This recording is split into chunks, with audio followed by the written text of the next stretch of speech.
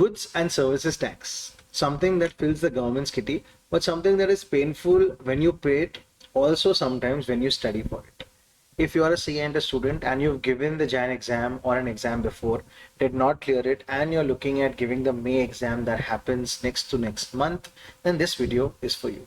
What are we talking about in this brief video, guys? We're talking about recent amendments, not recent as in recent right now, but recent amendments for May 25 exams. So in this document, which also there's a link in this video to this document, I'm going to talk about chapter wise what things have amended and what things have remained the same.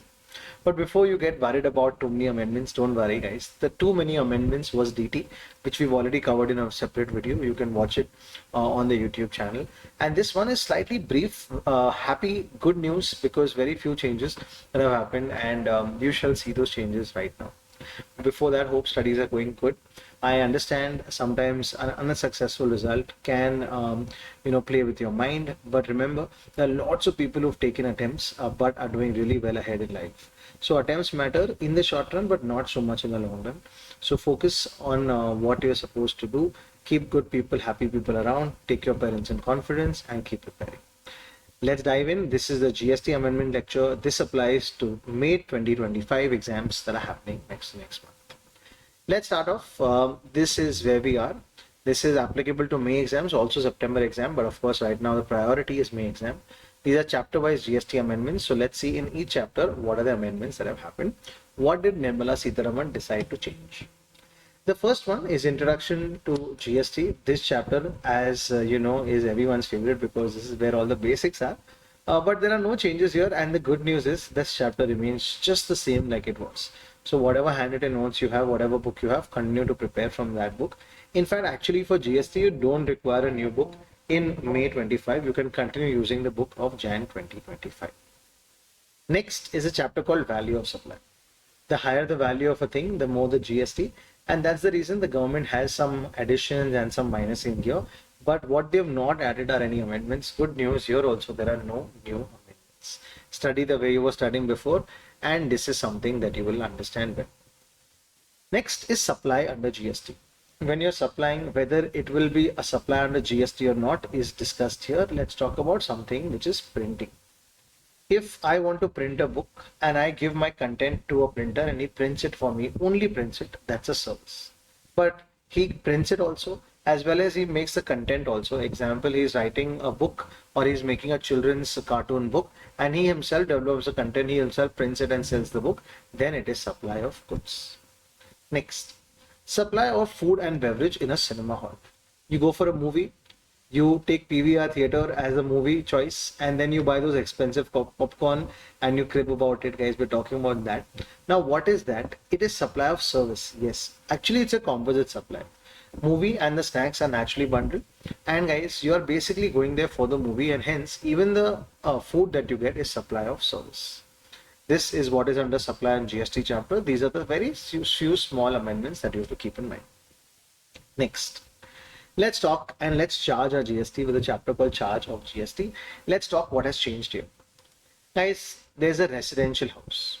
Earlier, when you would rent a residential house, there was no GST, but then people started working from home. And the government said, listen, this is a residential house, but people are using it for commercial purposes. So then they made a few changes.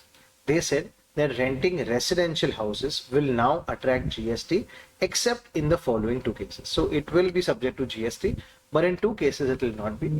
If you are renting it to unregistered person, example, it's a residential house, I own it, I'm renting it to someone who's using it is an unregistered person and his family is staying in it, in that case there will be no GST. And even if you're renting it to a registered proprietor means single person who's registered and he's using it for residential purposes, then again there will be no GST. So then otherwise there will be GST. Let's take a few examples. I'm renting it to an individual who stays in the house with his family. There is no GST. He's a registered person, still no GST because he's a proprietor and using it for residential purpose. But I give it to someone who's using it for a medical purpose, a doctor X, then in that case there will be GST on that rent, even if it's a residential house. Next, section 9.5. Guys, section 9.5 was famous that for e-commerce operators. Example, Make My Trip I use to book Taj Hotel, and in the Taj Hotel I stay. This is me. I'm ready to bear the burden of GST, but who will pay the GST to the government? Who will collect it? Will Taj collect it or will Make My Trip collect it? You know, guys, the government has said e-commerce operators, you will collect it. In that case, there was another addition called restaurant.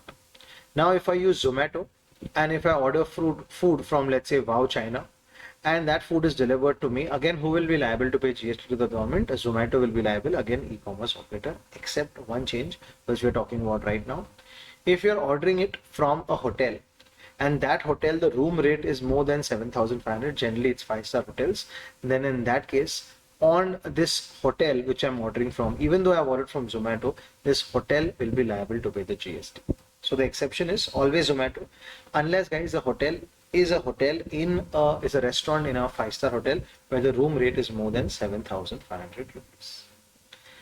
Next, guys, a small change. What are prohibited goods? Guys, prohibited goods are pita plus now bread also. Basically means pan masala, ice cream, tobacco products, aerated water, and now bricks and tiles are also part of prohibited goods. This is your 4th chapter called Charge of GST. Let's move ahead now to the next part. 4 chapters down, let's go to the 5th one. Registration under GST. Who should register? Who should not? Guys, earlier there was a requirement, if you remember, I creation. In I creation, if I was an e-commerce operator, example, I'm Flipkart, I'm Myntra, then I need to be compulsory registered, plus supplier of goods also need to be compulsory registered who sell on Flipkart, who sell on Myntra. But now the government has made a small relaxation there. They say that if you're selling goods, example t-shirts on Myntra, then you do not require compulsory registration if the supply is going to be only within that one state. So if it's a local e-commerce operator only operating within Maharashtra or only operating within Karnataka, and if you're not supplying outside the state, then those e-commerce operators will still have to register, but supplier of goods will not have to compulsorily register. Next, earlier, guys, there used to be inspection. Example, when you apply for registration, the GST officer could, not mandatory, but discretionary, if he feels he wants to come and inspect your premises, he can do that. Now also he can do that, but what is the change? That you being physically present there is not required. Even if you're not physically present there, he can come and he can inspect the premise. That is one small change. Guys, when you register, you know everything in GST happens online, and you need to attach your bank account. You need to give details of your bank account in the registration. So example, if I'm registering under GST, I need to give my bank details. And if I don't have them, then I can update them within 30 days. That 30 days was earlier 45 days and now has reduced to 30 days. That means when I apply for registration, if I don't have a bank account number, then within 30 days, I can update that. Earlier, this was a nice period of 45 days, which has been reduced to 30 days. Remember, if you don't upload this, then your GST registration is liable to get cancelled. Next, time limit for filing application for revocation. Guys, congratulations, you got your registration. But unfortunately, due to some reason, the government officer cancelled it. GST officer cancelled it. Now, you want your registration back because, guys, the moment they cancel it, your credit goes away. So you are telling the government, sorry, please get my registration back. That is called revocation or cancellation. Guys, earlier, that had to be applied within 90 days. As now it is increased to 90 days. Sorry, earlier they had to be applied for revocation within 30 days. Now it has been increased to 90 days and an extension of 180 days is permitted. So that means they have given you a huge amount of time so that you can apply for revocation and your GST does not lapse. That's 5th chapter. We move to the 6th chapter now. What's ITC? That big chapter, guys, which has so many things. Purchase leads to credit, block credit, all of that, guys, no change there. Study the chapter just the way it was earlier. Next, a chapter called payment under GST. How do you pay your GST? First, you pay your IGST, then you pay your CNS GST. Cross transfer is not allowed. If you remember our shortcut of electricity bills, same, no change there as well. As that is payment under GST. Now, let's talk about the next one, which is returns under GST. In this next chapter, which is returns under GST, guys, you're filing your returns. As you know, guys, most people have to file their returns monthly, like paying electricity bills. Some people also have a quarterly option. Now, this is what it is. You are electric bike company. You have purchased some items and that you will get credit of PC. That guy, battery supply company, will upload the details that will be auto uploaded in your GSTR 2A, then which will become GSTR 2B. Now let's say this credit works out to be 1 lakh rupees. This is what the others are saying, that you deserve credit of 1 lakh. But while you file your GSTR 3B, which is basically the big return that you filed, you claim GST credit of 1,50,000 rupees. Basically, you're claiming an excess of 50,000 rupees. Now, both the returns will be immediately matched. And the moment they are matched, if there is any discrepancy, D for discrepancy, the rule 88D for discrepancy will get triggered. You will get an intimation which will say that, listen, there is some discrepancy between the amount of credit you have asked in GSTR 3B and the amount that is claimed in GSTR 2. If you can explain the discrepancy, great. If you can't, then pay the difference within 7 days. This is what rule 88D says. It talks about discrepancy. And next, guys, sometimes you are not allowed to file your GSTR 1. If you're not allowed to file your GSTR 1, basically you'll not be able to create your e-way bill, and that's a very dangerous thing. And that happens now in 2 extra cases. One, if you have not reversed the excess amount as per rule 88D, that. And second, if you have not furnished your bank account details, if you remember now, within 30 days as per rule 10A, then both these reasons could be reasons for you to not be able to generate GSTR 1 or e-way bill.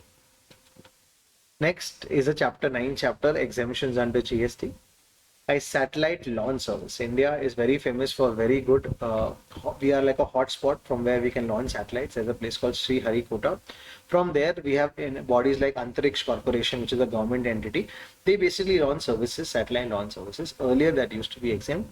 Now the government realized we want GST on that service as well. So that's now under GST. And something new, if you're supplying services to the government, yes, not to any random person, but you're supplying services to the government, and this is related to water supply or public health or sanitary or waste management, slum improvement, are now these ones will be exempt. So you will supply them the service with respect to slum, with respect to sanitary, with respect to water supply, with respect to public health, but you will not charge GST. Next chapter called invoice. Guys, everything has gone electronic and so are the invoices. Now invoices are generated electronically, but this is only B2B invoices, and this is compulsory for those people whose turnover have been more than 5 crore in any year since 1718. Earlier this limit was 10 crore, now this has been reduced to 5 crores. So more people now have to generate e-invoice. That means more work for CAs as well. TDS, TCS, no change. Place of supply, no change. Account records and e-way bills, no change. Guys, this is what GST amendments for May 2025 look like. It is more hype than actual. There are very, very few changes. So completely rely on what you were studying earlier and keep doing better and better at that. I'm putting a link of this document in our video, so you can access this link. Also, I'm putting a link for the new drive, GST drive, where you will find updated video lectures to revise and help you get better. All the best. And I'm sure if the first time is not lucky, the second time surely will be. All the best and see you at the other side.